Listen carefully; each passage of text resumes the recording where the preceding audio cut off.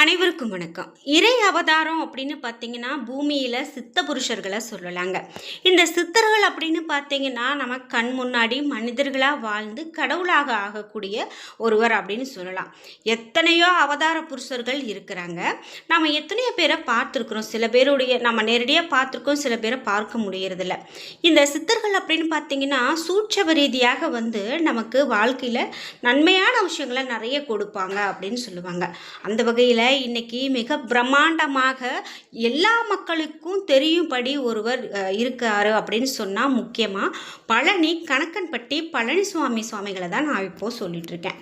பழனி கணக்கன்பட்டி பழனிசுவாமி என்கிற மூட்டை சுவாமி அப்படின்னு பார்த்தீங்கன்னா, அவர் இன்னைக்கு அந்த இடத்துக்கு போய் வழிபாடு செஞ்சோம் அப்படின்னா நிச்சயமா நிச்சயமா அவர்களுக்கு எல்லாமே நிறைவேறுகிறது அப்படின்னு சொல்றாங்க.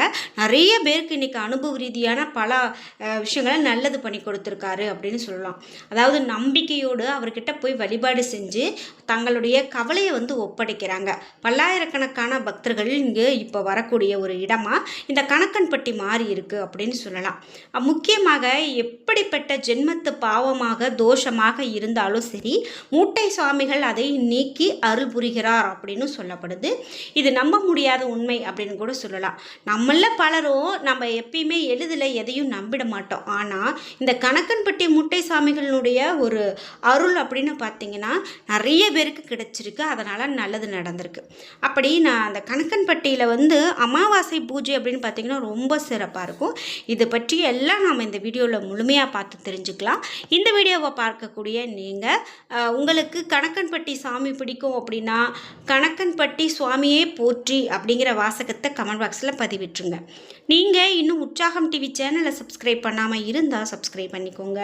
கூடவே இருக்க பெல் ஐக்கானை மறக்காமல் கிளிக் பண்ணிடுங்க. அப்போ தான் நாங்கள் போடுற இது போன்ற பயனுள்ள வீடியோக்கள் உடனுக்குடன் உங்களுக்கு நோட்டிஃபிகேஷனாக சேரும்.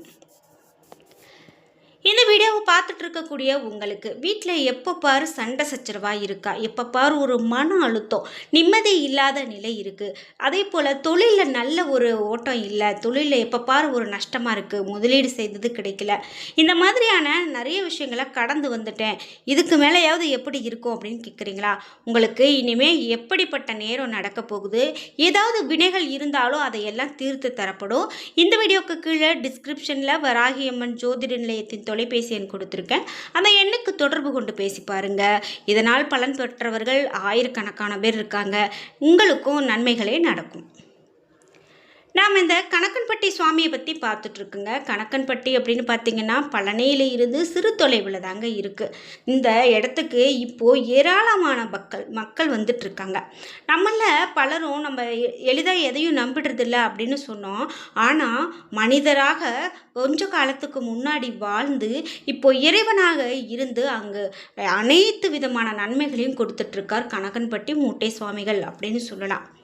குறிப்பிட்டு அவர் வாழ்ந்த விதம், பக்தர்கள்கிட்ட பழகிய விதம், பக்தர்களுடைய கர்ம வினைகளை தீர்த்த விதம் அப்படின்னு பார்த்தீங்கன்னா எல்லாமே வித்தியாசமானது அப்படின்னு சொல்லலாம். அதாவது இவர் எல்லாருக்கிட்டையுமே ஒரே மாதிரி நடந்துக்க மாட்டார். அவருடைய நடவடிக்கையே வித்தியாசமானதாகவும் எளிமையானதாகவுமே இருந்திருக்கு. சராசரி உயரம், பரட்டை தலை, அதை சுற்றி முண்டாசு கட்டி, மலிக்கப்படாத முகம், பச்சை நிற சட்டை அணிந்து உலாவிய இவரை முதன்முறையாக பக்தர்கள் இவரை போய் எப்படி வணங்குவது என்று மலைத்து குழம்பி போய் பார்த்துருக்காங்க. ஆனால் மூட்டை சாமிகளுக்கு தன்னை நாடி வந்த ஒருவருடைய அனைத்து ஜென்ம பிறப்பு இறப்பு பாவ புண்ணியங்களும் விடாது துரத்தும் வினைகளும் தெளிவாக தெரிந்திருக்கு. அந்த வினைகளை விரட்ட ஒவ்வொருவருக்கும் ஒவ்வொரு வேலை கொடுத்துருக்காரு. சிலர்கிட்ட மண்வெட்டி கொடுத்து மண்ணை போய் தோண்ட சொல்லுவாராம். சிலர்கிட்ட பள்ளமாக இருக்கக்கூடிய குழிகளை மூட சொல்லுவாராம். சிலர்கிட்ட கற்களை எல்லாம் பொறுக்கி ஒரு இடத்துல குவிக்க சொல்லுவாராம். சிலர்கிட்ட சாக்கடை தண்ணீரை சரி செய்ய சொல்லுவாராம். பெரிய பாறாங்கல்ல கொஞ்சம் தூரத்துக்கு புரட்டி போட சொல்லுவாராம். சிலர்கிட்ட வடக்கே போ தெற்கே போ அப்படின்னு, சிலர்கிட்ட கிழக்கில் போய் மேற்கே வா அப்படின்னு நிறைய விஷயங்கள் இவர் சொல்லிக்கிட்டே இருப்பாராம். ஒரு குறிப்பிட்ட மரத்தை சுற்றி வா அப்படின்னு சொல்லுவாராம். சிலருக்கு அடி கூட விழுந்திருக்கு இவர்கிட்ட. சிலரை ரத்தம் வரும் வரை கூட அவர் தாக்கியிருக்காராம். அதே போல் அவர் பேசக்கூடியதும் கொஞ்சம் சங்கடமாகத்தான் இருக்கும். சரமாரியாக பேசுவாராம்.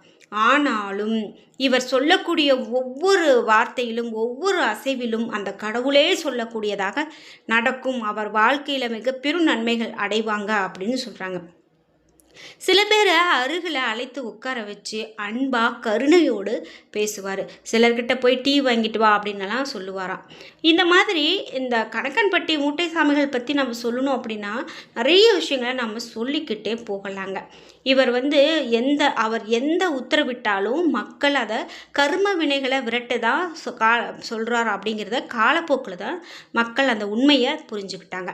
மூட்டை சாமிகளை நோக்கி தினம் தினம் நூற்றுக்கணக்கானவங்க படையெடுத்து தொடர்ச்சியாக வர ஆரம்பித்திருக்காங்க. வெளி உலகுக்கு தெரிய வருது.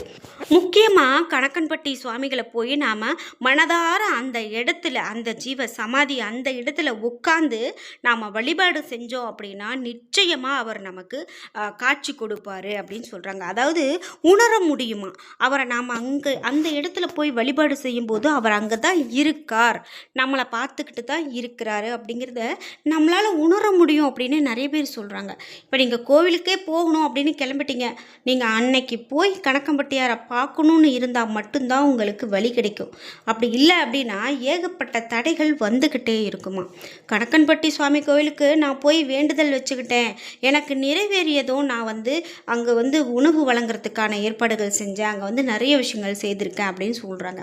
முக்கியமாக அமாவாசை பௌர்ணமி நாட்களில் நம்ம மாநிலத்தில் இருந்து மட்டும் இல்லாமல் வெளி மாநிலத்தில் இருந்தும் ஏராளமான மக்கள் வரக்கூடியதை நம்மளால் பார்க்க முடியுது. அப்படி பக்தர்கள் அங்கே இரவு முழுவதும் அமாவாசைக்கெல்லாம் பார்த்திங்கன்னா இரவு முழுவதும் பௌர்ணமி இரவு முழுவதும் அங்கே தங்கியிருந்து வழிபாடு செய்கிறாங்க. அப்படி ஏன் நடக்குது? அவங்களுக்கு எல்லாருக்குமே நல்லதே நடக்கிறனால தான் இவையெல்லாம் நடக்குது. முக்கியமாக கணக்கன்பட்டியாரை நாம் வழிபட்டுட்டு வரும்போது அதிகபட்சம் 3 மாதத்துக்குள்ளே நினைத்தவை அனைத்தும் நடக்குது அப்படின்னு சொல்லக்கூடியதை நம்மளால் பார்க்க முடியுது. அந்த வகையில் கணக்கன்பட்டியார் அனைவருக்குமே நன்மை செய்துட்ருக்காரு. முக்கியமாக பழனி ஆண்டவரை நம்ம போய் வழிபாடு செய்துட்டு வரோம். அதே போல் இப்போது கணக்கன்பட்டியாரை போய் அங்கே வழிபாடு செய்யக்கூடிய பக்தர்களின் எண்ணிக்கை அதிகரித்திருக்கிறது அப்படின்னு சொல்லலாம். இந்த வீடியோவை பார்த்துட்டு இருக்கக்கூடிய நீங்கள் கணக்கன்பட்டியாரை போய் வழிபாடு செய்திருக்கீங்க அப்படின்னா மறக்காமல் உங்களுடைய கருத்துக்களை கமெண்ட் பாக்ஸில் பதிவிடுங்க. முக்கியமாக இவரை நம்ம பற்றி நிறைய விஷயங்களை சொல்லிக்கிட்டே போகலாம்.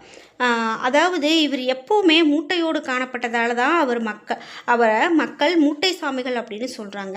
மக்களுடைய பாவங்கள், தோஷங்கள், கர்ம வினைகள் இவை எல்லாமே தனக்குள்ளே வாங்கிட்டு அந்த மகான் பழனியில் தன்னை நாடி வரக்கூடிய மக்கள் கூட்டம் அதிகரித்ததால் 1979ஆம் ஆண்டு தன்னுடைய இருப்பிடத்தை கணக்கன்பட்டிக்கு மாற்றிக்கொண்டார். அங்கு யார் வீட்டுக்கும் செல்லலை, சாலையோரத்தில் நடந்து போயிருக்காரு, மரத்தடியில் உட்கார்ந்துருக்காரு. சிறிது காலம் கழித்து ஒருவருடைய தோட்டத்தில் போய் அமர்ந்து ஆசி வழங்க தொடங்குறாரு.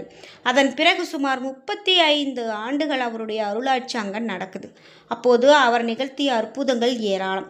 சுனாமி வந்ததையும் முன்னாடியே சொன்னார் அப்படின்னு சொல்கிறாங்க. அதே போல் பெரிய பெரிய விஷயங்கள் எல்லாம் அவர் முன்னாடியே சொல்லியிருக்காரு அப்படின்னு சொல்கிறாங்க.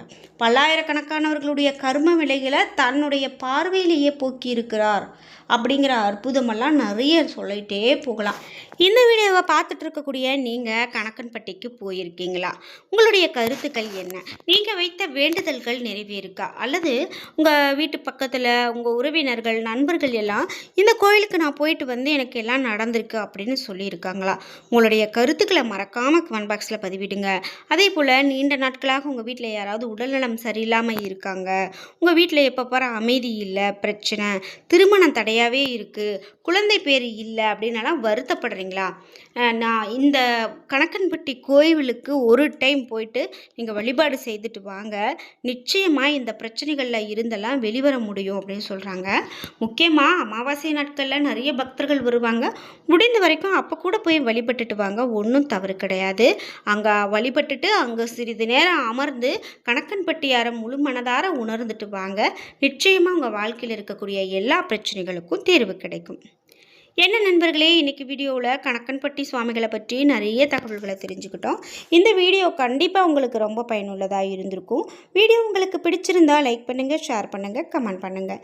நீங்கள் இன்னும் உற்சாகம் டிவி சேனலை சப்ஸ்கிரைப் பண்ணாமல் இருந்தால் சப்ஸ்கிரைப் பண்ணிக்கோங்க. கூடவே இருக்க பெல் ஐக்கானை மறக்காமல் கிளிக் பண்ணிடுங்க. நன்றி வியூவர்ஸ்.